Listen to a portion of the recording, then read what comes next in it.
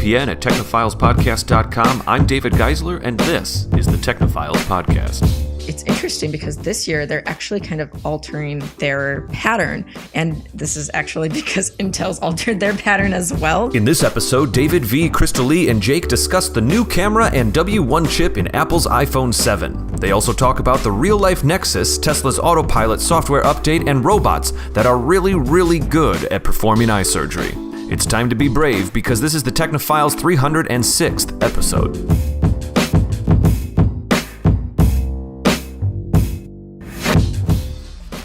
Hello, everyone. Welcome to tonight's episode. I am here with our regular cast, Vee Laabs, Krista-Lee Malone, and Jake Gill. And guys, how are you all doing? I'm going to ask anyone, guys and gals. Who's going to speak first? I'll go first. There it is, Vee. I'm doing okay.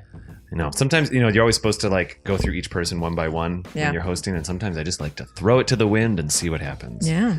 Make a very professional choice. Vee, how was your week this past week? It's pretty good. We've been working hard back home, working on the Button Mash Bash stuff. Website's going to go up. We had a Button Mash Bash shoot here at the studio. That's right. We totally did. Only a few days ago. Yeah. Let's talk about that for just a split second. It was excellent. We had Rob Whalen come by and we played Numenera. And he had some excellent character sheets built up for us to choose from. It was a wild ride. We tossed a man into the sun. Yeah, we did that. They did all role play, 3 hour, maybe 3.5 hour role play game session. That Technophiles shot, and we'll be editing it down into 3 10-minute videos. Mm-hmm. Aren't those called campaigns? No. Well, it was a campaign. Yeah, we can call it both. It's session. Yeah, wouldn't disagree. Yeah, I would not disagree. They had a technical name. Sorry, I'm not a. Yeah, well, actually, Jake Gill. Actually, because you can have several sessions within one campaign. Okay, got it. Okay. Yeah. There it is. But it was a lot of fun. So I think, Krista-Lee and Jack, I think you guys know that Technophiles is donating 5 videos to Button Mash Bash for their live stream that they're going to be doing in a couple months. So gracious. About a month. Oh my gosh. It's going to be really exciting. Yeah. It was so much fun. We couldn't stop talking about it afterwards, how much fun it was. Yeah, it was a good time. Yeah, and I can't wait for everybody to see it. So tune in to Button Mash Bash, November 14th through the 15th. November 14th through the 15th. Fantastic. Yeah. Very good. Krista-Lee, you doing well? Yeah. I think you started teaching classes this week, or was that last week? I'm in my 4th week for the one job, and then the other job started this week. This week, that's what I thought. Okay. So those first 3 weeks, that was fairly easy, one job, and then now we're adding the other school on top of it. And I thought we were talking about something about your first class this week at our business meeting the other day, where we were happy to discover that we have our first Patreon patron. Yeah. It was super Kinda cool. neat, right? It starts somewhere. We are totally not pretending that this is a very soft launch of our Patreon page. Yeah. We'll do the real launch in a month or something when we make a super awesome video or something, Yeah. and that's when we'll tweet everybody in the face of the planet and email everyone we know. But right now we wanted it to at least be live and active. We've been talking about it on our show here. And so we had someone give us a little bit of money per month for the tier that we recognize him on a blog post each month. But I'm going to go a little step further and just say thanks, Ole Meld. Yeah, man. Yeah, the first one definitely deserves that personal shout out. We certainly appreciate it. It was fun. You're number 1, Ole, or Ole. Yeah, we don't know how to pronounce it. It's OLE space MELDE. And he seems like a cool guy. He supports some other really cool podcasts. And he lives so we already like him. We don't know. I figured it'd be okay to at least say hi to him and say thank you very much for getting that ball rolling, because we'd be putting him out on our blog post anyway. Yeah. Okay. Yeah. So it's kind of cool. If anybody else wants to support us in any way, shape, or form, they can go to our Patreon page at Technophiles. No, it's patreon.com/Technophiles. Not Technophiles Podcast, just the word Technophiles with a PHILES, if you didn't know that already. And also we have a link to our Patreon page in our show notes right now if you're listening on Skritter or iTunes or down in the comments on YouTube. What's so funny? You did it again. Skritter every time. So, I mean, I don't talk about this too often, but I'm intensely dyslexic, and Stitcher and Skritter are almost the same word to me, because there's 2 consonants, there's double consonants in the middle. It literally looks like the same word. Yeah. So Jake, how you doing in Skritterland over there? How's that going? Plug it. It's always going to be I know segue. you're in the middle. Well, I don't know if we can talk about it. You're in the middle of launching some new app or something. You're working on some Android stuff. Well, yeah, no, we've been super busy. I've been actually doing a lot of user interviews, which have been very interesting, connecting with people, and also working on some new mobile apps with this, decent designer, and some other He's stuff, a hack. so, I've heard he's a hack. yeah. Just joking. Yeah, no, I'm actually I too am teaming up with David to do a little bit of work, some other stuff, so it's been fun. But yeah, It's been a good time. Your week's been well as well? Yep, pretty good. Yeah, I don't really know if you've been up to much. Really, I know you had some friends in town, I think, or something. Yep. I heard. It was fun. That's cool. Sweet. Okay, guys, let's get at our stories tonight. Well, the big story, Vee, it's your night, as some of our listeners know. But if they haven't listened to the last couple episodes, we have a new format right now. We do 3 quick news stories. We take a break, and then we dive in deep to a prepared story that one of us has brought each week. And this week it is Vee Laabs' turn. Last week we spoke about Open source and kind of crowdfunding, crowdsourced knowledge. All that stuff. It was a great conversation. The week before that, I had some information about autonomous trucks. And by the way, I don't know where I was. I was out to dinner with some people yesterday, and they were like, "Have you heard about Uber buying some self-driving vehicles?" And I was like, "Actually, if you refer to episode 304 of the Technophiles podcast, let me just send this to you all right now. We actually talked about it for about an hour. Yeah. Here, I'll send you a link. It's fine. No, we'll actually play it right now. I have a 45-minute conversation prepared for you. Hang on. In the restaurant. We One moment. So it was, whatever. But and then this week, Vee, tease it. We're going to be talking about it after our first break here, after our quick news. But what are we talking about tonight? We're going to be talking about Apple's big announcement that they had last week, and kind of what that means for the future of smartphones, and also their strategy of releasing things, which was actually pretty interesting. I learned about it, and I want to share it with you all. Yeah, it's cool. I know when we were chatting last week on the episode, you were kind of saying that you might focus more on how phone cameras in general have evolved, but it kind of took a different turn here, and in a very interesting way. It's more about development cycles, which is cool. I kind of just fell into the hole of like what Apple is doing and what they have done in the past, and it just became more and more interesting to me. And so we're getting a little bit bigger than just cameras. Cool. I should say I noticed that as I glanced at your notes. Right, yeah. It's not like we've already had this conversation. So we're going to do a new conversation tonight. So let's see. I think actually then let's do our quick news right now. Yeah. And Krista-Lee, let's go with you first. You have a story here that you titled Real Life Nexus. Oh, ho, ho. Yeah. So there's a little bit of a sci-fi science tie-in here, which is a show that Krista-Lee produces at Technophiles. Yes, it is. So we actually will have 2 episodes on Nexus, right? So we covered Nexus, which is the first book in Ramez Nam's series. We being the sci-fi science podcast. We, the sci-fi science podcast. And that was, I think, like 2 episodes ago. Oh. So it would have been episode which you can find on iTunes and YouTube right now. Yes. I think that one's not on Stitcher yet. Okay. But whatever. It's really more find it on YouTube. It's nice to see everybody sitting there talking. Yeah. So you can do that. Now we are also going to do another episode on the 2 books that follow Nexus, but that has not been filmed yet. So that will be 3 episodes from now. I'm kind of excited. We're scheduled. The shooting of that episode is 2 weeks from now, and I think if everything goes well, and it looks like it is, we're going to be Skyping in or Google Hangouting in the author Ramez Nam. Yes, correct. And we'll actually be able to talk to him directly, which would be awesome. So so now that the plug's done, it actually is relevant because I very randomly came across this story like 3 days ago. Looks like you found it on iflscience.com. I did. Hey. And it is Elon Musk is working on essentially what Nexus is in the book. And what this is a computer interface in your brain. Now, Elon Musk is calling it neural lace. And in the article, they talk about creating a symbiosis with a machine. Yeah. Quote, symbiosis with machines. Correct. And now this is kind of hypothetical right now, right? It's being worked on, but there's as far as we know, there's like no prototypes or anything. But it's like Elon Musk 6 years ago, and he was like, "What if Hyperloop?" Right. Yeah. So, but the idea is here that basically you would have electrodes, nanites, not really sure yet, implanted in your brain. And so you could you would interface with a computer through your thoughts. Goodbye mouse, goodbye keyboard. You can just sit back in your chair and start thinking about Googling things or writing a paper or creating music or working with Photoshop.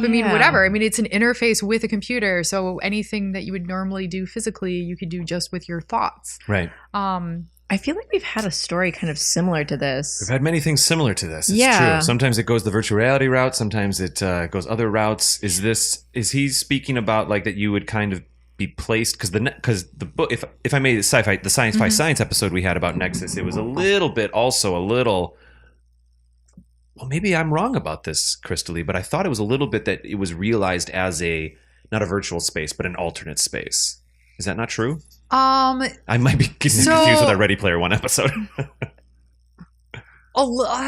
Possibly, but here's the thing. I mean, the way it's being described in actually both the book and in this article, because this article makes me think that Elon Musk read Nexus and then decided to build it. Sure. I mean, that's really how it reads. Mm-hmm. I mean, it sounds more like a full-on computer in your head. So, I mean, in that idea, you could log into World of Warcraft, and then that is almost like an alternate space, right? Like you are in your head in World of Warcraft or Lineage or, whatever other virtual world, Second Life, like that could be a thing. Yeah. And now, again, because we are so early in this, there are definitely questions that haven't been answered. Like, is this going to go the way of having a device, or is it going to be interconnected? And by that, what I mean, like they use the word passive, is this going to be like you have a separate device, almost like implanting your iPhone,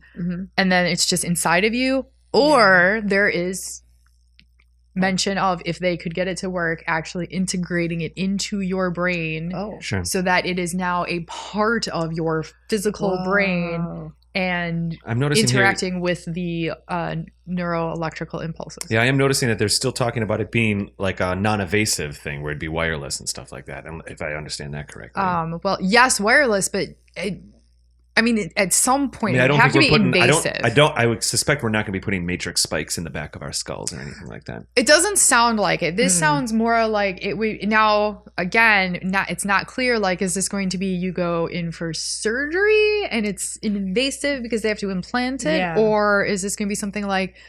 So in the book Nexus, for example, and there's really no reason you couldn't do this, especially with the edible batteries that Vee brought in, episode 304. That you could swallow this, right? I mean, in the book, that's how it works. You swallow Nexus, and then it goes through your body and into your brain, right?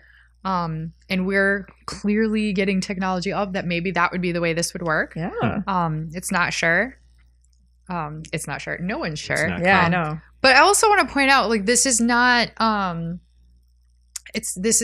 some kind of crazy off the wall thing that Elon Musk is doing. And I kind of want to say this because I actually talked about this story with my class today. Okay. Because it was relevant. Was it your anthro class or was it my anthropology class? Yep. Yeah, not the geek class. I'm not teaching that this semester, unfortunately. Yeah, but we were talking about cultural perceptions of the body. And so we were talking about, could this make the body obsolete, right? And I bring that up because I'll be honest, my class was kind of horrified. Like, I feel like... This is like 20-year-olds, early 20s? Yeah, 18, 19 at the most, maybe 20. These are a lot of freshmen. What are they horrified? They said this whole article and everything I was talking about sounded really scary. They said people are going to just hack your brain and take over and blah, blah, blah. That's true. And yeah, and then they're like, what is Musk doing? He can't do this. And they were really freaked out. But I want to point out, this is not Musk being crazy, despite what my class seemed to think, because he's not the only one working on it. He's not the first one to work on it either. Sure. In the article here, they named at least 2 other agencies working on him. One of them is DARPA. Oh. So DARPA is also working on something like this with the idea of brain implants. In that case, they were talking about, or DARPA is trying to deal with neurological damage from warfare. DARPA, of course, most famous for all of the crazy robots they're making right now, like the mule and the cheetah and the dog and all of that. Not to mention the internet. Yeah, that's kind of a big thing. Yeah, it is. Nope. Yeah. We should keep moving here, but that's pretty cool, Krista-Lee. Yeah. We'll keep an eye on it a little bit, I guess. You found it on iflscience.com. Yep. Cool. We're going to move forward here, and I'll keep mine kind of quick, but we actually, this week, we start up the newscast again, which I'm very excited about. Yeah. And so I'll be filming 2 newscast episodes tomorrow morning here at the studio. And one of the stories that I'm going to talk about is kind of a quick one, but I think it'll make a good newscast episode, especially because there's a lot of things going on with Elon Musk right now. There's some of his stocks are in weird places right now. You know, like the rocket explosion didn't help, but then there's other things, and like Solar City's in a weird place. And I'm excited to talk about some of that in the newscast tomorrow. But one of the things that's helping the versions of stock that surround Elon Musk, I'll say, is that Tesla is releasing an autopilot update. Oh. Now, I don't really, for the sake of our conversation here in this episode, I'm not really too interested in discussing if Tesla and SpaceX is doing well or not well. But one thing I do want to talk about, I thought this was kind of cool when I found this, because, 2 episodes ago, we talked a lot about self-driving cars. We talked specifically about Uber buying auto and self-driving trucks and stuff like that. And, we can't ignore the fact that there was an actual crash with a Tesla autopilot a few months ago. Yeah. It was a guy who the car crashed into the side of a truck. And when they had to figure out, they being, I'll say Tesla, I'm saying that, when they had to kind of figure out probably what happened, is they suspected that there was an error with the big truck. Maybe the car, unfortunately, the suspicion right now is maybe the car thought the truck was a sign, like an overhead sign. Oh. And so, and that's because a lot of the autopilot stuff that's in the Model S right now is based on camera work. So remember when I did the whole history of driving cars in the beginning of the third act in episode 304? And I was talking about that Stanford vehicle that really made leaps and bounds in the Grand Challenge. Right. I said they used cameras a lot, but their main tool was the LiDAR, which was the rotating laser. And that's also what the Google self-driving cars mostly use right now. Autopilot for Tesla doesn't have, I understand that they don't have a full-on LiDAR system in their cars. They really rely on a lot of software interpreting cameras, visual information. They do have some radar that they use. And so what they were able to do is they were able to put some patches into how they use the radar in this update. So I don't think that you're not going to need a hardware update if you have a Tesla autopilot. It's going to be like a firmware download and update. It's a software update. And they're going to be relying but they're increasing their reliance on some of their ways to read their environment using the radar of the car. And so that's kind of cool, emulating the LiDAR experience that I talked about in the third act of episode 304. So I just kind of want to say that apparently it's coming out in October. It'll be a normal download. And I'm not going to waste too much more time. And I think we'll move along here. I'll be talking about it a little bit more on the newscast, which will be coming out a few days after this episode comes out on iTunes. Jake. Yeah, V's got the big story tonight. Jake, let me switch over to my notes here. Let's see. I have not had a chance to see robots are doing eye surgery, Jake put down here in our show notes. What did you find? Well, so, excuse me. I found a video that was from BBC News and it was shared on IFSL Science. But I did a little digging on newatlas.com, and this is in Oxford. This is in the UK. A robot piloted by a human did very, very, very complex eye procedures to the point where they were making a microscopic incision in 1/100th of a millimeter thick surface on a patient's retina. And basically, I feel only a robot can do that, right? I don't need to interject or interrupt. Yeah, so here's the crazy thing. These are things that most human surgeons just can't do anymore. Like, this is pushing beyond that. So now, so this thing is called the robotic retinal dissection device, the R2D2. Oh, no way! Yeah! No way! Shut up. So 7 motors control this independently using computer software to allow movements as tiny as 1/1000th of a millimeter or 1,000th of a millimeter. So that's totally within the scale of like the membranes that they're working on, and they can enter the patient's eye through a hole that's less than 1 millimeter wide. And throughout the operation, it's also adjusting based on like the eye movement. So it's what? And so this is happening. This is actually not that new in heart surgeries. When robots do things, they can actually match the heartbeat, which is allows them to strike at the right times. That's crazy. So it's like, I mean, we're getting to the point right now where doctors are like, yes, I'm operating these things, but like, I can't do what this robot is doing. Right. And that is super crazy. So they're operating these from a operation theater using a joystick and a touch screen, and then his normal movements go down to sub-millimeter scale for the robot. So what he's doing is already precise, but now the robot is like, okay, I'm going to just clean this up for you and smooth it out. Yeah, work out that noise, and they can probably amplify it or de-amplify it, right? Like take his big movements and make it tiny. Yeah. So yeah, it's pretty cool. Eyes are kind of the next thing that's been going on. They've already been doing things like ears and heart surgeries and things like that.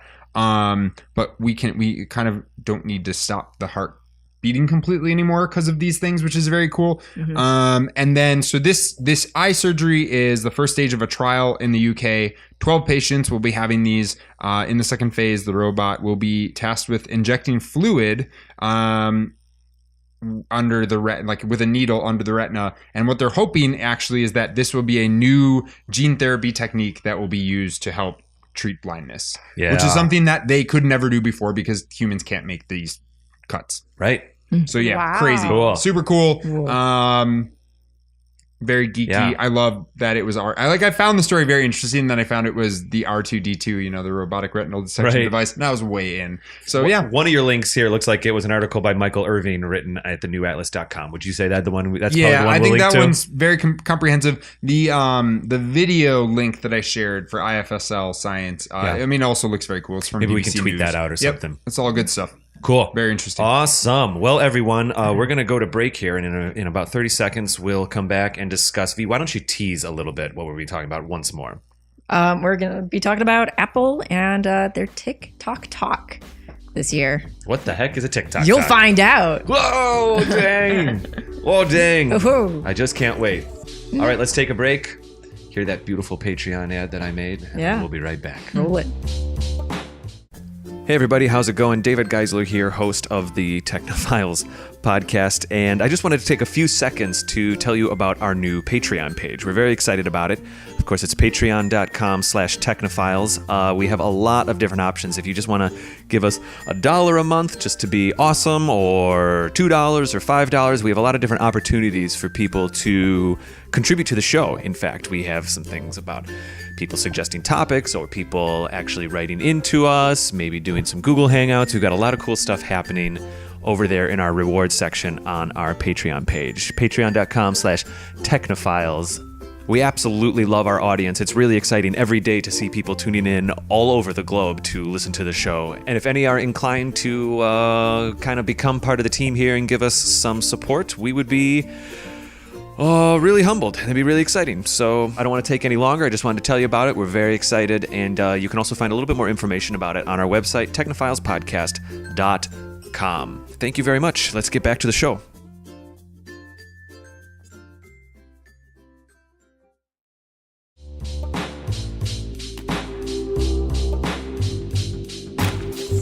From TPN at technophilespodcast.com, I'm David Geisler, and this is the Technophiles Podcast.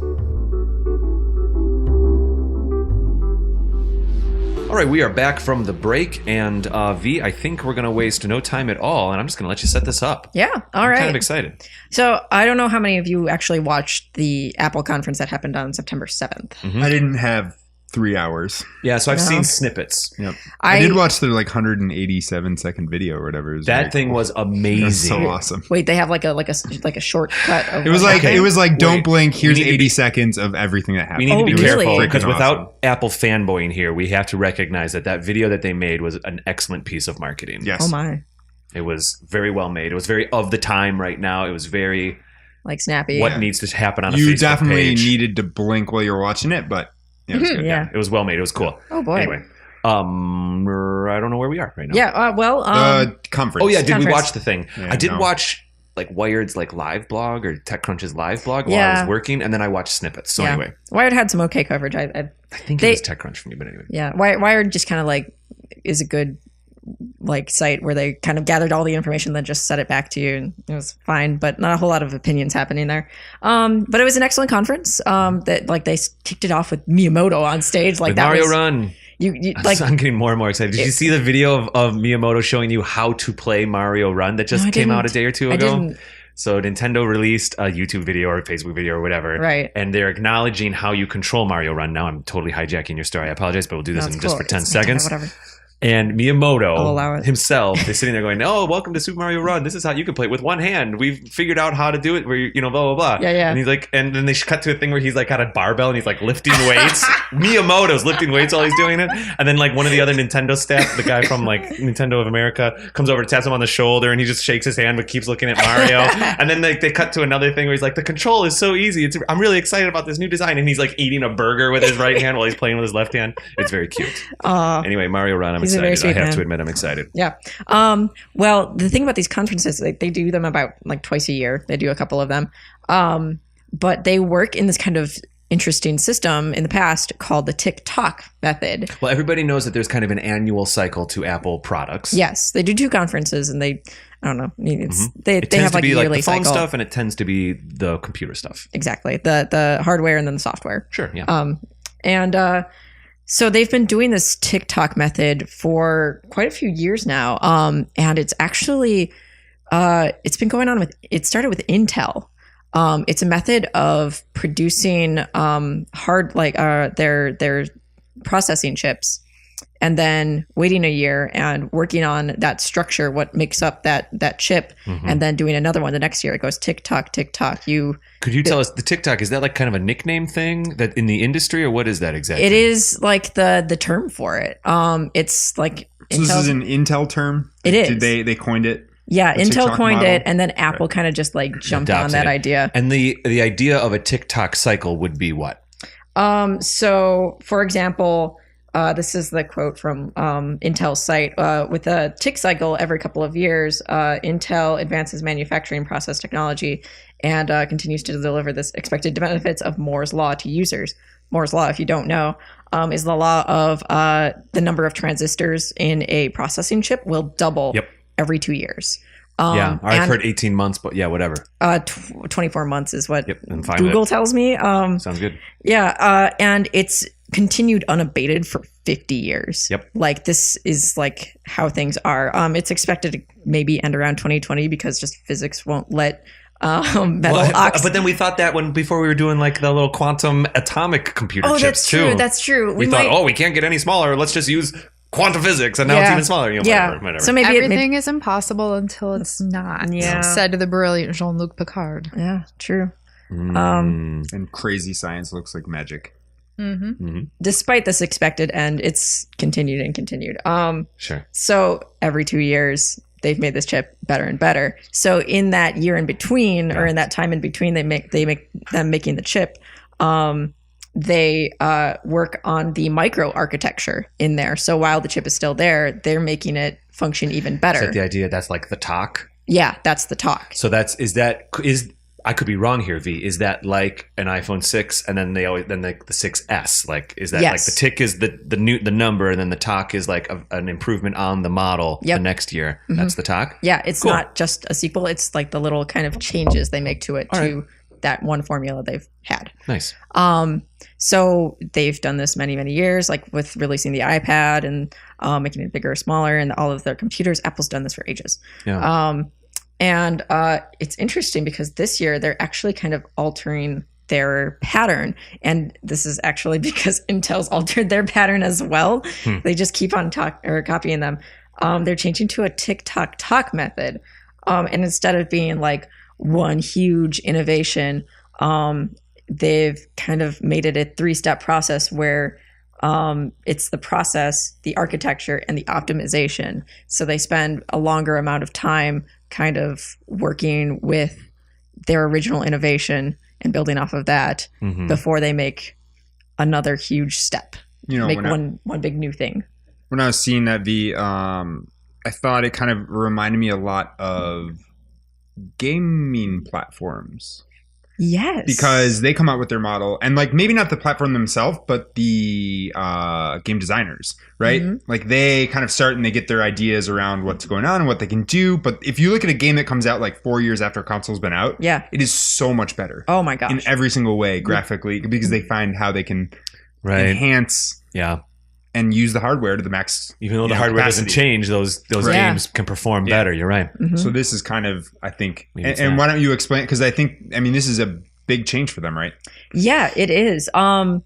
There's a lot of talk about how it might kind of change how like the market for them, like how well they can sell their products and stuff since they're coming out a little slower. But it makes sense that they don't like oversaturate everything. Have to save up like 2 to 3 years to buy one anyways. Yeah, So- exactly. Yeah. Well, I remember for the longest time, I'd kind of get every other iPhone because you'd kind of have to do the save up, or Exactly. your contract would be a 2-year contract back in the day. So Exactly, like I yeah. was always on the S cycle. So Yeah. I had like a 3GS, and then That's I what I'm didn't get on. the 4, I got the 4S. Yeah. And then 5S, 6S right. plus. Yeah. And so now it's kind of starting to change with how you pay for phones and stuff like that. Mhm. But Vee, is this TikTok thing like now they're gonna be they're not only updating, but is it 3 years now, or is it overlapping? How does this work? What's going on here? I think it's probably going to be more of a 3-year cycle now. They'll keep on doing like minor changes to either like the software or do like an S version like they have been doing. How would this apply specifically to the 7 right now, do you think? Like going forward? Gosh. If you had to just suspect. Probably, making things fit a little bit more now that they have I mean, what I'm saying is like, do we see like a 7, a 7S, and then a 7S Plus? Is that how this works? Or yeah, like we've already got they've already announced the 7S Plus in there. Like, oh, that's true, actually. yeah, like it's already being pre-ordered and reviewed and stuff right now. So they probably will do an S Plus Or a Plus 7 S. Plus, wouldn't it be actually right now? We have to be careful here. We don't want to say 7S Plus because I think it's a 7. And Yeah. technically a 7 Plus Yeah. is what it is right now. Yeah. I know. Gosh. Yeah. Yeah. right. So they'll probably come out with S's. Mhm. Yeah. I mean, gosh. Next year, Gosh only knows. and then C's. Yeah. They'll just Make them colors. put another letter on there or something. But so anyway, so you're talking about how this affects the industry a bit. Yeah, like there's already been talk about like how in China things have kind of slowed down for Apple in terms of buying cell phones, like how that market slowed down a little bit. I'm just, Meaning like the quickness in which people update or buy a new phone has been slowing down a bit. yeah. Like people Yeah. are kind of content where they're at and they're not buying as quick Mhm. as they used to. I could see that. Yeah. I think I'm on like 3 years on my current phone right now, where I used to do the 2-year cycle. You know what I'm Yeah. talking about just now? It's weird to Yes, like it's- look at your phone and how small it is. My right phone's now. old now. Yeah. I have a 5S. It's old now. It's almost It's- 4 I was- years old. So small. I was doing testing last night on a 5S for some stuff that we're working on, and I was like jumping between that and the 6S Plus, and I was just laughing the whole time. Like I couldn't keep myself from just being like, I thought this was so large. Yeah. Oh, People yeah. were like ribbing on it. The dimensions. Yeah, they were like, oh, totally. the longer thing. And I'm just like, and now I have a tablet. I remember Yeah. thinking a 5S was almost too big, yeah, and Yeah. now it feels tiny. yeah. Now we're just carrying around iPads and making phone calls on them. Mm-hmm. Yep. Well, yeah. And so that's So what What's drew going you on? to this topic? What drew you to this whole thing? like originally it was kind of the camera technology that got me into it because they've got some really wacky stuff with dual cameras going on, but there's also like a huge amount of talk about what is going on with the lack of a headphone jack in the 7S. Do you want to talk about some Or of your the thoughts iPhone 7. on the 7, or would you care to do that, or you want to move on to something else? No, I want to talk about the headphone jack, man. Let's do it. Yeah. Like there was a huge amount of like anger and frustration. Like, why would you get rid of the headphone jack? I'm not buying this thing. This is ridiculous. This is like, Sure. they're stupid for doing this. I don't know how much you guys saw of that. Like, how do you feel about it? Them getting rid of a headphone jack. V's Or, asking Krista-Lee and Jake right now. yeah. there. So for me, it's going to depend on how it plays out. Like you're going to wait and see. Like, Yeah, what was your gut like, reaction? My gut reaction is actually uncertain because here's the thing. So within 1 day of me seeing the first article saying it's not going to have a jack, I also in that same day saw an article saying this is why it's bad for people because of DRM. Yeah. And so, I mean, within 1 day, I have both of these. Sorry. No, you're great. I have both of these, viewpoints coming in and not having, the 7 myself. It is a proprietary sure. chip, I think, that's sending I don't think it's just flat out Bluetooth. Isn't that right? Correct. It is not Bluetooth. Yeah, it's their own kind of thing, though okay, so like You could probably still theoretically connect with Bluetooth because, Yeah. of course, all Bluetooth speakers and current Bluetooth earphones will still work. yeah, but if I think if they have they like build Bluetooth into it. I mean, they have to. Do Yeah. we know the specs on the 7 with the Bluetooth? It's I mean, I gotta just have assume it's Bluetooth. there. They don't just like because they use Bluetooth for the remotes and stuff. Yeah. They use it for game controllers. They kind of, it made it sound like it wasn't. I think it's their own kind of signal they're sending out to the new AirPods. I think they're they were called they're AirPods. calling them AirPods. Yeah, but I And then there's like 2 or 3 different Beats versions. Yeah, but like they kind of make it sound like you won't get all of the magic that Apple has if you don't use like Apple AirPods. So people can still use Bluetooth wireless. I assume they can. Yeah. I feel for me, it's kind of like, I mean, I don't really know what to make of it personally. I bike a lot, and when I bike, for about a year, I've been kind of shopping around for like wireless headphones, Bluetooth headphones, because I have my phone on a little dock on the front of the bike, and I like to see my maps, but I also like to listen to music, and I usually got this stinking cord hanging down. Sure. And there's been a couple of times when I've been mountain biking, if I'm like hopping logs, like the cord will get caught, and it'll rip down on my ears, whatever. Or like rip it out of your pocket. Yeah. Oh, I mean, if I may though, real quick, I when I think about like Apple always does this. They did it with the CD-ROM drive. They took it out way before people thought they needed to, and people freaked out about that and said it's too early. And and then they sold the SuperDrive thing or whatever, or that external super drive. Yeah. They did it with 1 or 2 other things too. They got rid of the floppy disk drive before anybody else. They got rid of optical cables. They always do this first. They got rid of FireWire before anybody else. And I don't know if it's good or bad. It seems to work out okay, but they're usually the one. This is like their MO, is to take the thing out that's kind of an older technology. They're the kings of ripping off the Band-Aid. I don't know. Well, yes. Yeah. So I don't know if I have negative thoughts on it, but well, so I just want to add, because this does kind of go along with it. Like, I totally get the idea or the appeal of not having the wire.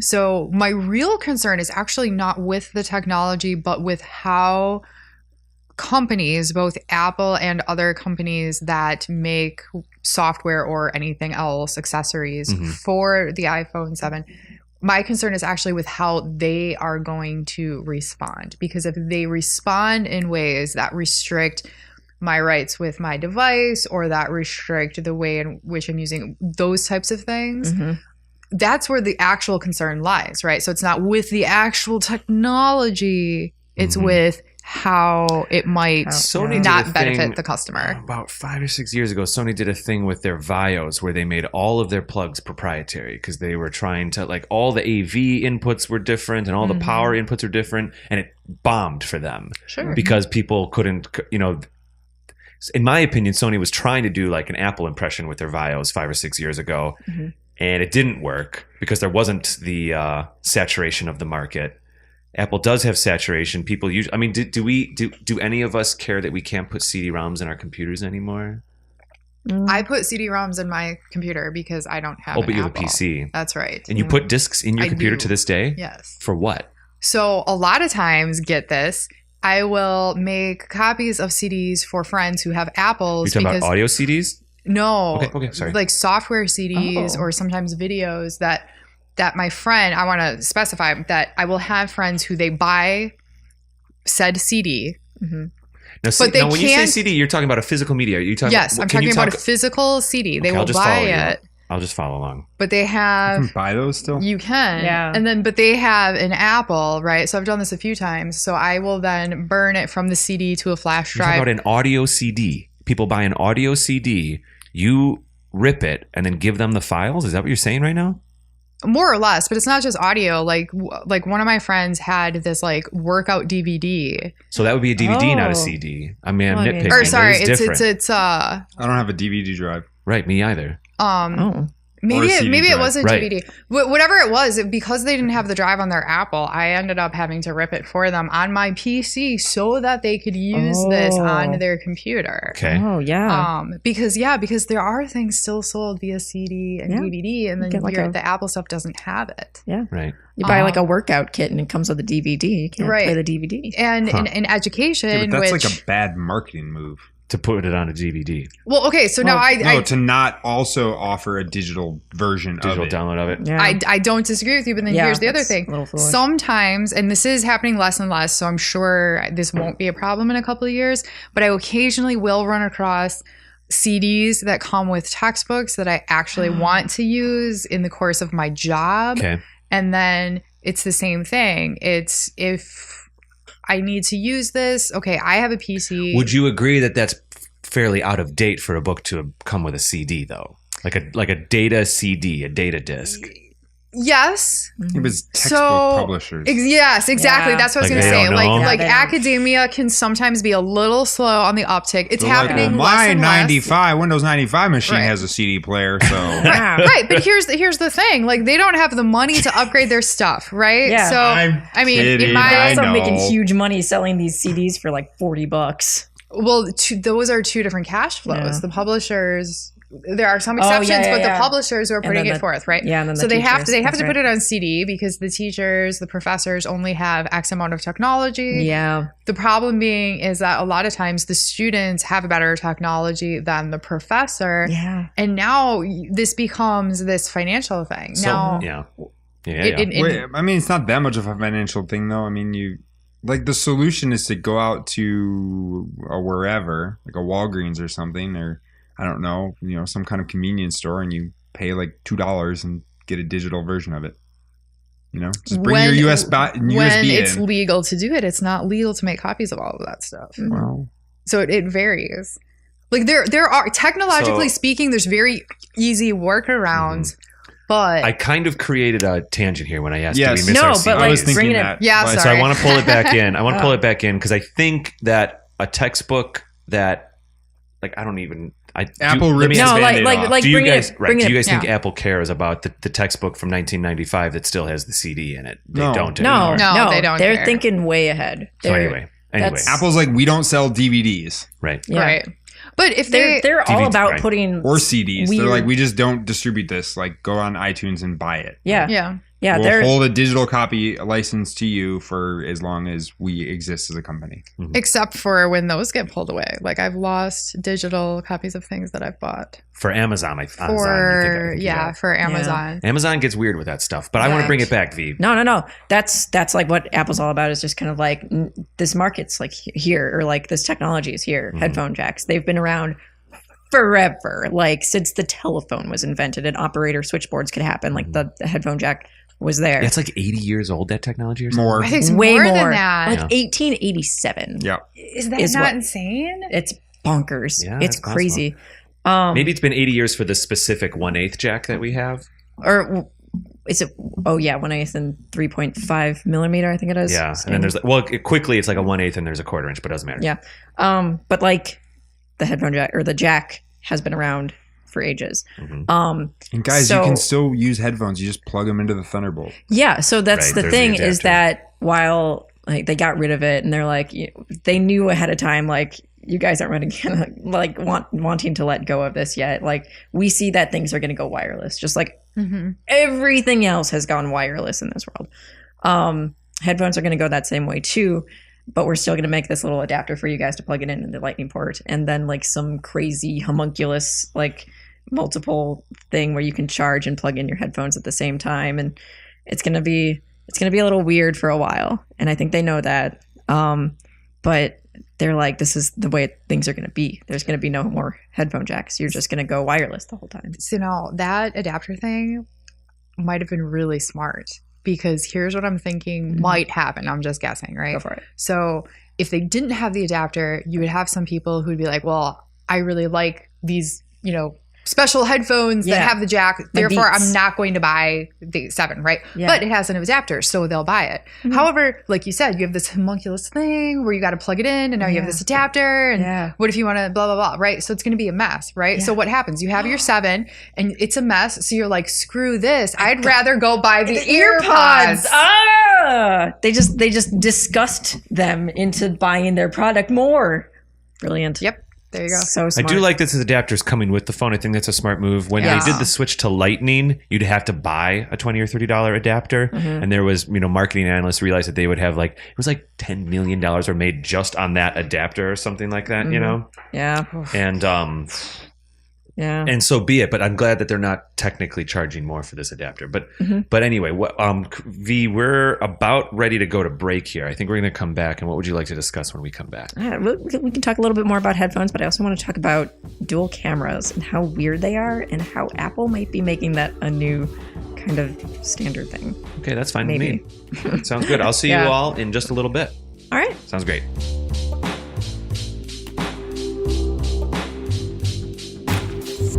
From TPN at technophilespodcast.com, I'm David Geisler, and this is the Technophiles Podcast.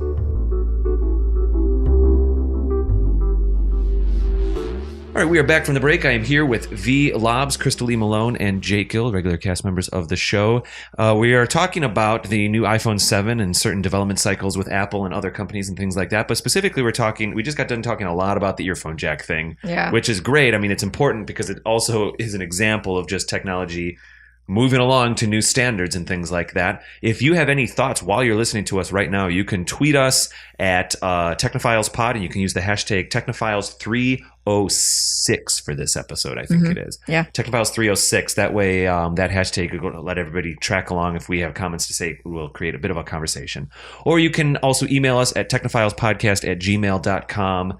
if you want to send us a longer thought about all of this. If you think that earphones are a terrible idea, you think they're a great idea, or anything we have to speak about as you listen to this episode. You can also find our email in our show notes in the episode description. So, Vee, you got a few other things in your notes here. Yeah. So one of the conspiracy theories that I kind of heard after they announced no headphone jack was the fact that it would kind of make things a little bit wonky for those little payment audio jack like accessories, like Square. Like Square uses the earphone earphone jack. Yeah.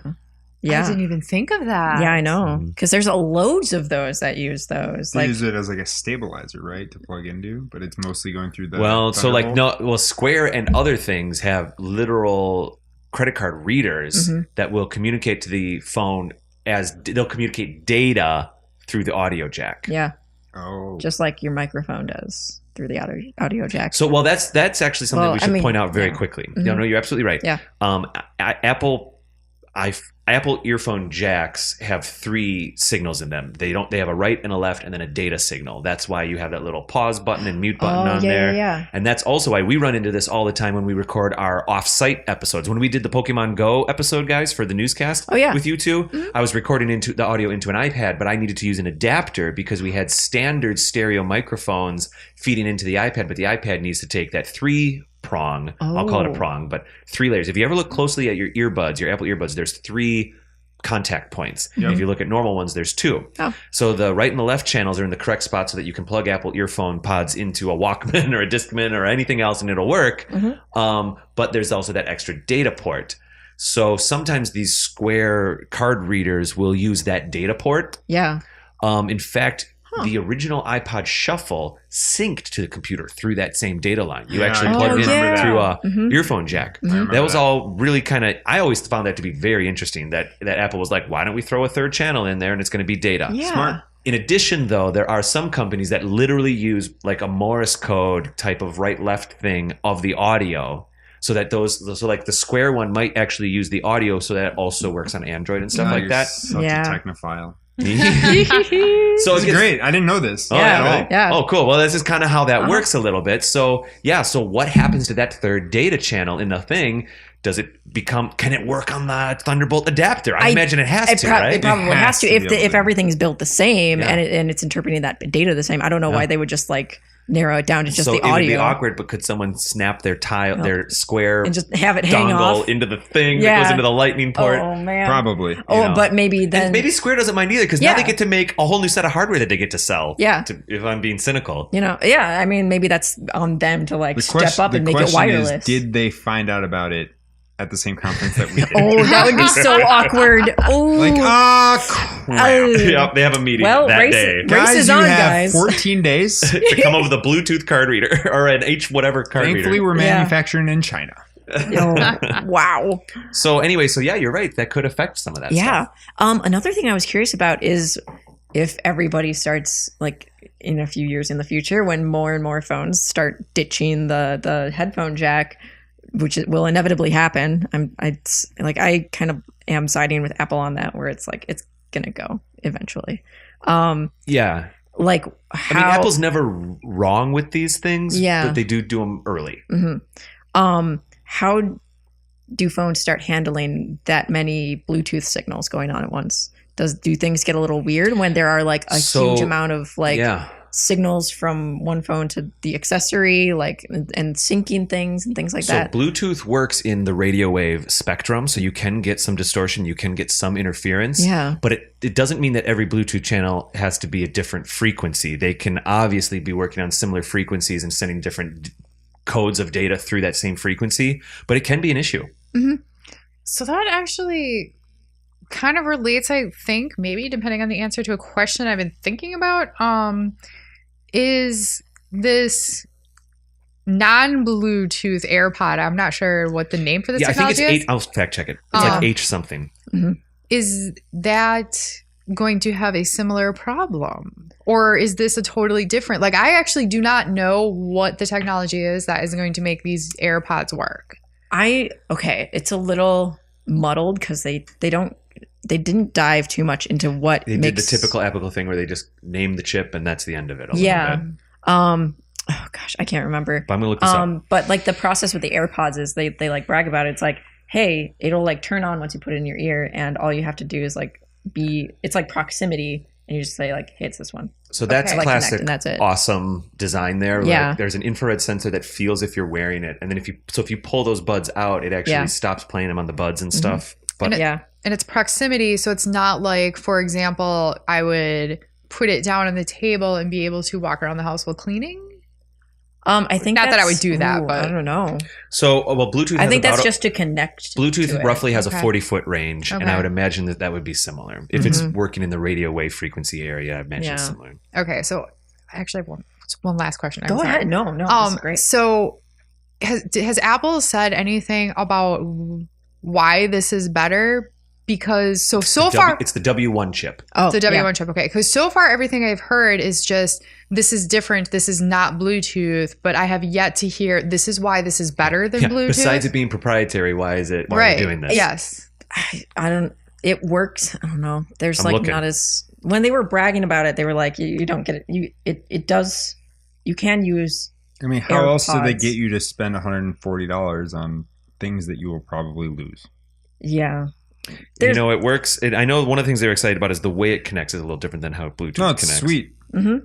I mean, it kind of is this like very early adaptation or kind of realization of how we might have kind of individual technology securities where as we start accessing neural networks and things like that, you probably don't want someone to be able to hack in. So, I mean, I don't know. I mean, this is cool. It's cool. Okay, so the detection is really interesting, but I haven't heard much other than the fact that I think Apple is just like, look, it's time for this headphone jack to die. And if we're going to make it die, we're going to make money off of the fact that you should be using our stuff. I think we would all agree.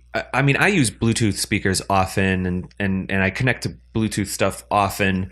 It's not super painless yet. There's times you got to like forget a device and re-find it and connect. And, my parents have a couple Bluetooth devices. I go over to their place for a cookout. All of a sudden I'm like resyncing. I'm turning my Bluetooth on and off. Yeah. It's not elegant yet. Yeah. If you have a single speaker that you use every day, then it's great. But if you're moving different devices or switching keyboards and stuff, it's not great. Yeah. Maybe that's what Apple's trying to make it be is great. I found out something here on 9to5mac.com.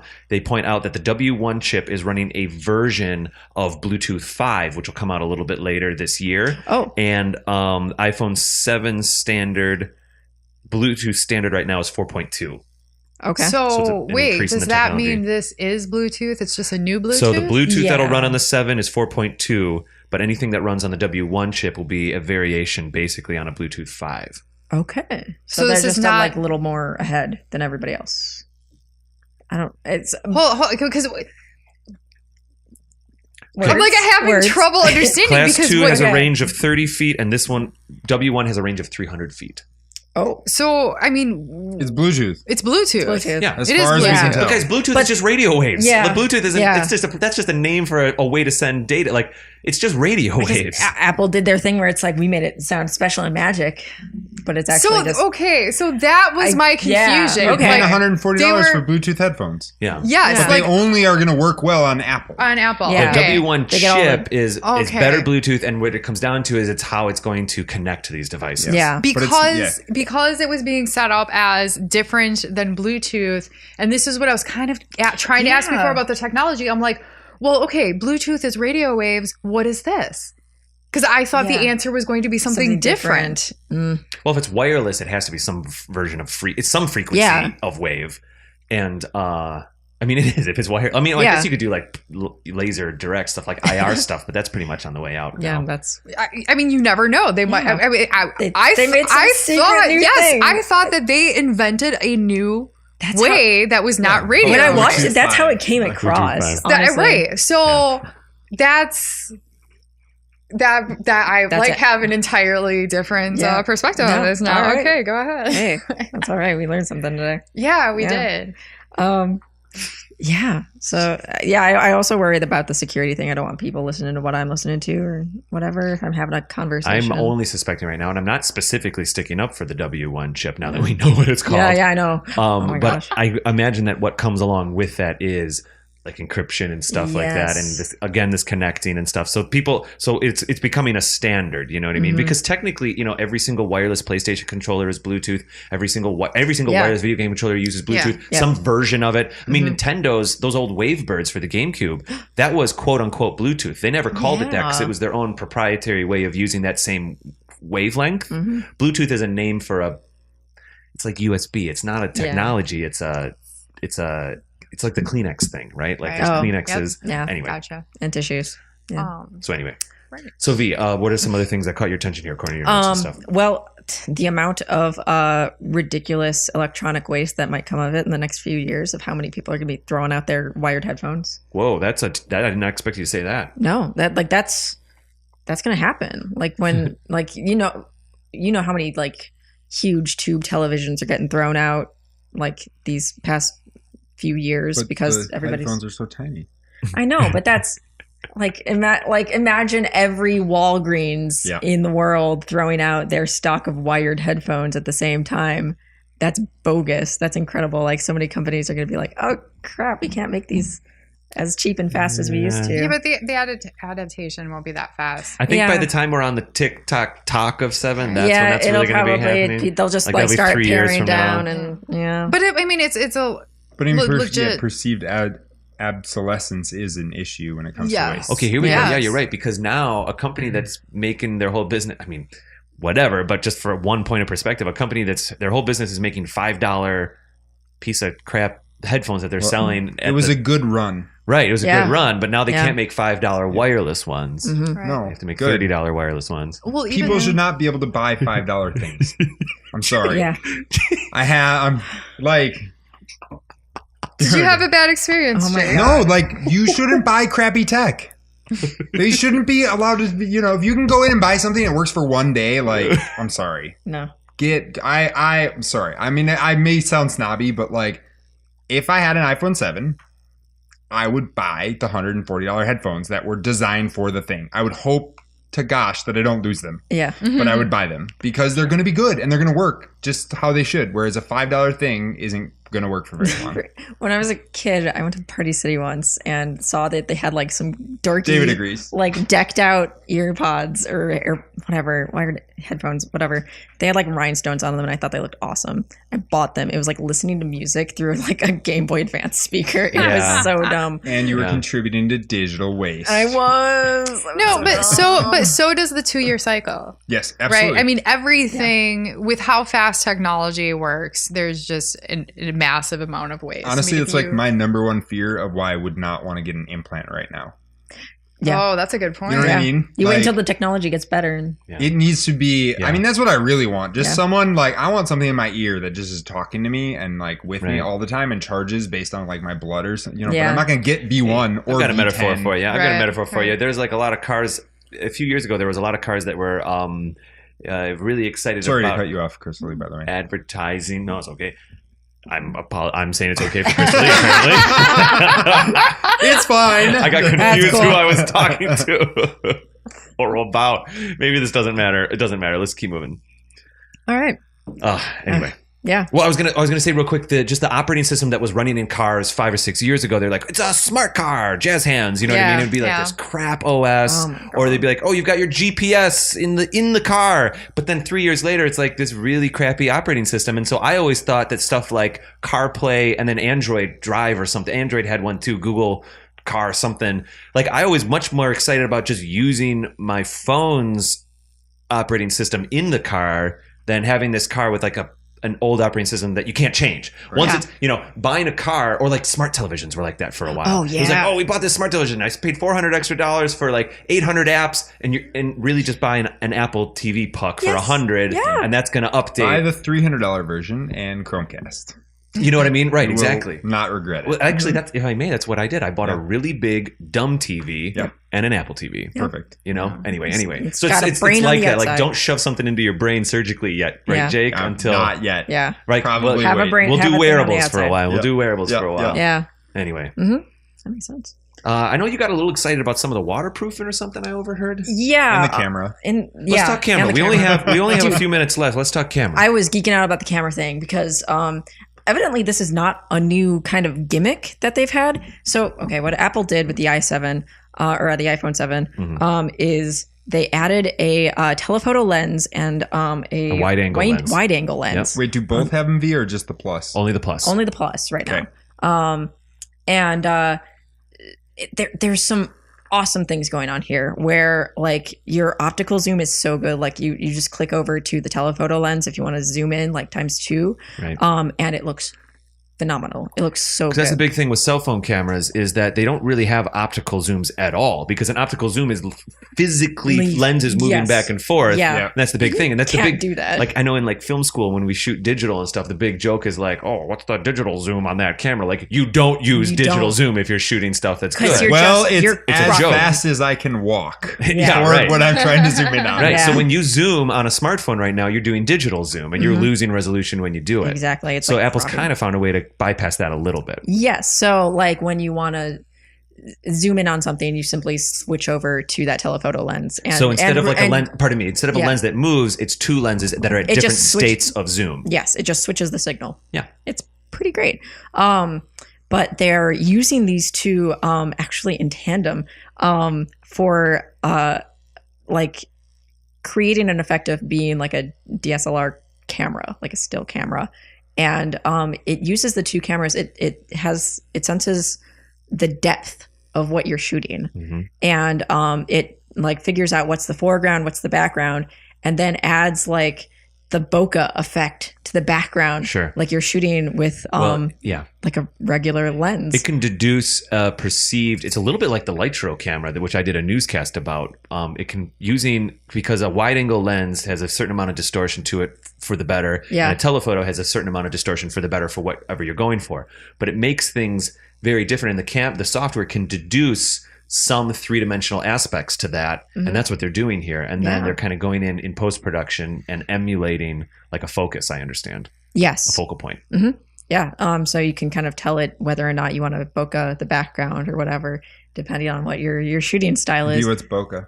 Bokeh is when the subject of a photo is completely in focus and the background is kind of blurry and soft. Oh, it's like the sick effect that you always want when you take photos like that. Exactly. Yeah, it's like a tilt shift thing almost. Yeah, that's Exactly. cool. It's When you use in real life, it's because you're using a super wide lens. You're Yeah. really zoomed way out. You're like an inch away from your subject matter. the focal point of Yeah, the yeah. light. When they take is pictures of a happening bug there. on a flower, that kind of stuff. Yeah. Yes, exactly. And like the photos they were showing in the conference were gorgeous. They looked excellent. They looked awesome. Yeah. And actually, I put a link in here to Sports Illustrated got their hands on on an iPhone 7 Plus. And I they wonder took, how. I'm joking. Yeah, I know. They took some photos of like a recent football game. I don't know what teams. Titans, Vikings. Okay. Thank you. There's And a purple team and orange team. yeah, I'm joking. there's some colors. Purple and I don't know. But the photos look fantastic. Like they look like they were shot with a professional camera.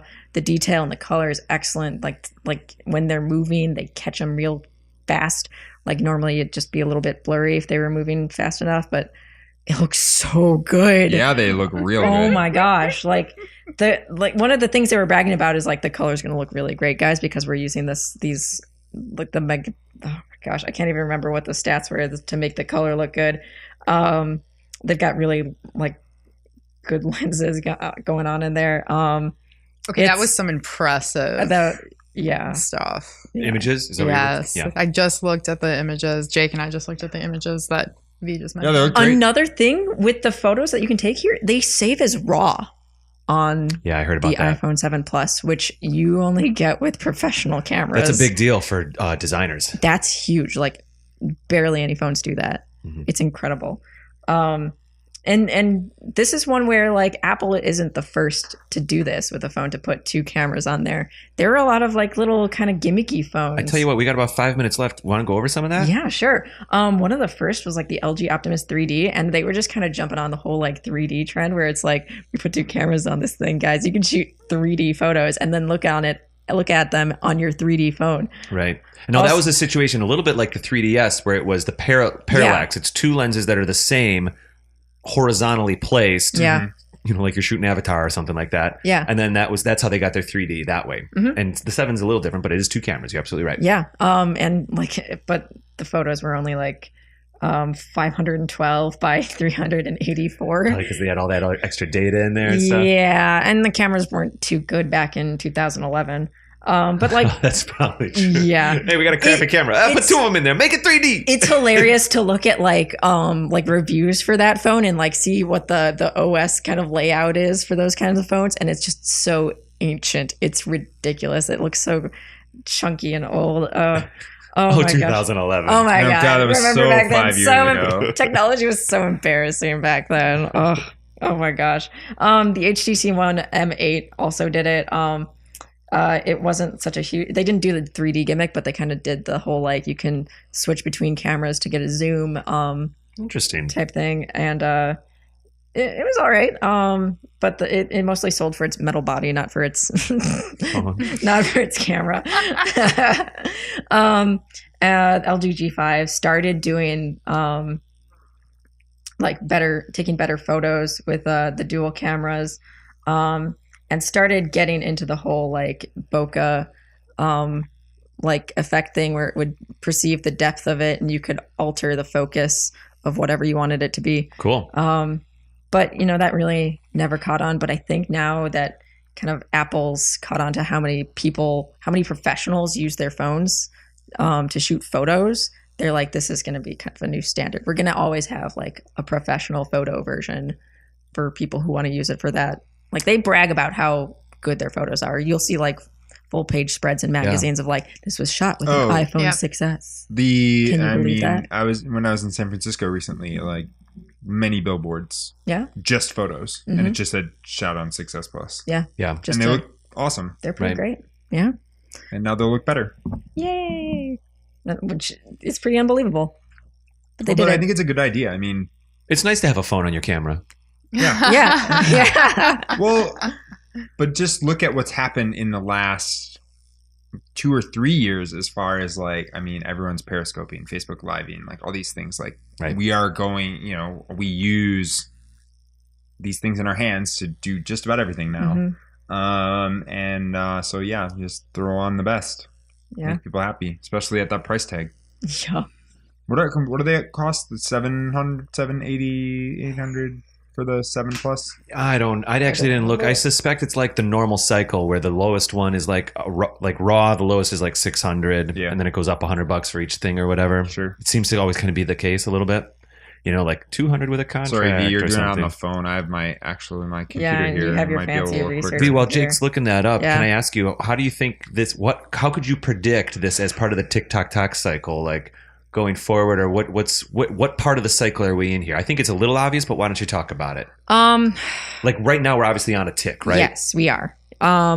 So because they typically do like an iPhone whatever and then an S version of it, we might have another one that has like a more zoomed camera, or like maybe even 3 cameras. Who knows? Like for an extra zoom.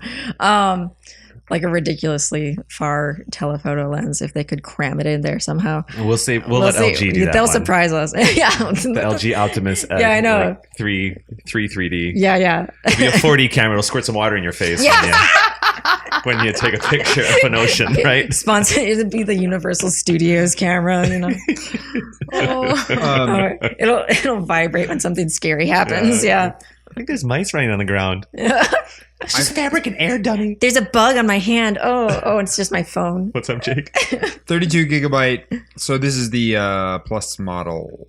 iPhone 7 Plus. Yeah. 32 gigabyte, 769, 128 GB, 869, 256, 969. Yeah, this is definitely for professionals. Mm-hmm. For sure. And then the 7 is probably like the 600. Yeah, I it guess starts base at 650. There it is. Yeah. Yeah, it seems that's on par. And then up. Yeah. Well, So TikTok. TikTok. Kind of cool. I'm excited to see how they top this, as everybody is every year. It's just like, So, now what's next? I suppose next year we expect it's just improvements on this form. Yeah. Maybe just doubling down on the whole no audio jack thing, and then making things that connect to that phone. You know, they start doing kind of the accessories and peripherals and. I don't know if you guys noticed yet, but iOS 10 comes with a home app, its own app now. Oh. Home control. It's kind of cool. I've been playing around with it a little bit. All right. And it does the thing we talked about where it can sync to your Apple TV and you can actually then access your house through the Apple TV when you're out. But anyway. Dang. That's pretty cool. I think about, you're saying doubling down on devices and stuff. I'm thinking, Yeah. what can Bluetooth or W1 be used for other than audio? W1's probably specifically for audio. Yeah. But there's so many different ways to connect to the phones now. Yes, Jake. I was just going to say, I suspect that back to like the TikTok talk or the cycle, I think in 3 years, no one's going to be talking anymore about cycles. No, not about cycles, but about like headphones being, everything's going to be wireless at that point. Yeah. Right. Yeah. I mean, there'll be some people and they'll still iterate using on it. headphones. Yeah, of course. Mm-hmm. They'll be using it for the next 10 I years. think that most people will be adjusted enough to the fact that most things are wireless. I know some people are happily using an iPad 1 still for some things, And I mean, they also have newer versions of things, but that stuff keeps going for a while. Yeah. Well, and that's one thing though, actually, because we didn't really get into the software cycle. It's true. But I do think that Apple does a phenomenal job of making sure that their stuff works on their old stuff. So they really do. Yeah. Because they build good products. My 5S is just happily running iOS 10 right now, and it's doing great. And I don't even have the pressure stuff from the 6 on there or anything. Yeah. And they've gotten really good about. They're very good about really old models and still I think run. That this TikTok talk cycle right now that they're in, this is also this idea. They're aware that people don't have $1,000 to spend on a phone every 2 years or 1 year. So by doing this and extending it a little bit, you do get to kind of, get the most out of whatever device you're on at the time of purchase. They can just focus on it. At least a little bit more, and then at some point, obviously, they have to be like, well, we're not going to quote unquote support this. But right. Yeah. At least it's a little longer. Yeah. They're going down right now. If they're at a 7, it's 7, 6S, 6. There are 4 versions down, even just for me, and it might even the new operating system might even go lower than that. Yeah. Krista-Lee, you had a thought a few minutes ago, but maybe you've lost it because I think we talked about some other stuff. You had a look on your face. Nothing. That's okay. That's okay. That's totally okay. All right. Well, it's about time for us to get out of here. Yeah. Cool stuff, Vee. Very interesting. Yeah. Is there a feature that is the most exciting for you? You obviously are enthusiastic about it. Yeah, I want to get my hands on a plus version and just play around with that. Because camera, it sounds like. Yeah, mostly for the camera. Yeah. I might want to dunk it in a fish tank or something too. Oh yeah, the waterproof thing's kind of nice. Oh, yeah. Well, water resistant, but yeah. Somebody from The Verge was like, you can check your email in the shower, which. I understand the idea is if someone pushes you in a pool as a prank and you get out, you'll probably be okay. Yeah. That's awesome. That's what you need. That same person. You're not going to go scuba diving with it, but. That same person took you have to buy the watch for that. Sorry, Vee. No, that same person toted around the iPhone in a bag of water, like a plastic bag of water, and just used it in everyday life with water constantly around it. Yeah. And that actually impresses me more than anything else we've talked about on this episode. I know. Yeah. It's going to be, But it's because I once dropped a phone in a bowl of soup, and that was really bad. Yeah. Wait, is one of the reasons they might have had to get rid of the headphone jack is for the waterproofing? It could be. Probably. Also, it might be the lamest excuse ever, but... Well, okay, so how does the watch get waterproofed? Okay, so that was interesting, is that we got to go, but talk about it. Okay, they sealed everything up except for the speakers. And the speakers were the big point of contention where the water could get in. Mm-hmm. So they just kind of use the speakers as the way that they push the water out. They when it senses it's in water and you get out, it'll just pound the speaker. It'll go bum, bum, bum, bum, bum, and shoot it out the holes of the speaker. The new Apple Watch shoots the water out. Yeah, the new version. Or you can save it for later and give yourself a little bit of a light misting on the face. Yeah, I know. What liquids can you put in there? Cologne. Little perfume. Little cologne. Quick, cute girl. Apple phone spray cologne. Go. Activate. Oh man, alive! Go gadget. And I was joking about that 4D gadget, experience iPhone earlier. cologne. All right, Vee, this is great. This is cool. All right, guys, we should get out of here. This was a very interesting conversation. Now, Krista-Lee, you're going to have the main topic next week, and I think you have an idea of what you might be talking about. I do. I'm going to be talking about the echo chamber. The echo chamber. Yes. Which is a scary place to be. Well, actually, it can be. Yeah, figuratively, depends. it could be. Not always. Give us a quick idea of what the Quick concept 30 of an echo seconds. chamber is in technology. The concept of an echo chamber is actually a social science term about when you surround yourself with people who all think like you. So you're not getting any basically outside input, right? Mm-hmm. Now, when you look at curation algorithms online, whether it's Facebook, Google, whatever, they're finding that this is happening technologically. And a lot of times people don't realize it. Sometimes they do, which is why you have people talking about it. But this is where people get the idea of, well, I know X is true. Everybody knows this, right? Like if I say, oh, Trump's crazy, everybody knows that. Well, I think everybody knows it, right? Because, and I'm just using this example. This isn't true. Mm-hmm. But it's like, I would think everyone thinks that because the only people I see on Facebook or other social media so you're saying say the same thing. There's a point where the curation can actually go full circle and become bad. That's a broad statement for me to say that. I said that not quite correctly, but... Well, I would say that there's dangers to curation, and the echo chamber is one of them. It's not. Right. I don't think it's a question of good or bad because it all depends on how it gets used. I shouldn't have said bad. Right. We should probably talk all about this for 45 minutes next week. Yeah. So that's the concept of the echo chamber. If you have any ideas, about the ideas of the echo chamber or anything you want to share with us about the iPhone 7, you can tweet it to us at Technophiles Pod. Use the hashtag Technophiles306 for this episode, or email us at technophilespodcast@gmail.com. That's about it. Let's see. Let's go down the line here. Vee, if people want to tweet you specifically about some of the things we talked about tonight, they can do that where? They can do that at bear_Annika. Marvelous. And Krista-Lee, if people want to talk to you about their ideas on the echo chamber. Sure. You can tweet me at GamerAnthro. Marvelous. Mr. Jake Gill down there. Let's see if people want to talk to you about $5 headphones. $5 headphones. I was going to say buy cheap headphones. At Critical Owl. Let's do it. Listen up, jerk. I've got wonderful $5 headphones. No, it's funny because I do have a $12 gaming mouse that I genuinely enjoy, and I did buy $20 Bluetooth headphones, and they seem to be holding up, but they're my biking headphones, and I look forward to the day that I can replace So I kind of have that too, right? Awesome ones. I have my activity device where it's the cheaper. If it's okay if I fall into mud or crack into a rock or something, but then the nicer one, whatever. Cool, yeah. So let's see. People can tweet the show at Technophiles Pod, like I said, and if you'd like to chat with me about anything, I'm not exactly sure what I'm talking about yet. After Krista-Lee's episode, I have a couple ideas. But I am recording the newscast this week talking about Elon Musk. And if you want to tweet me on Twitter, you can find me, which is where you tweet. You can find me at Raptor Paint. Have a great night, everybody. See you next week. Night. Well, actually, I'll see you in a couple days, listeners, if you go check out our newscast feed. Do it. Later. Peace.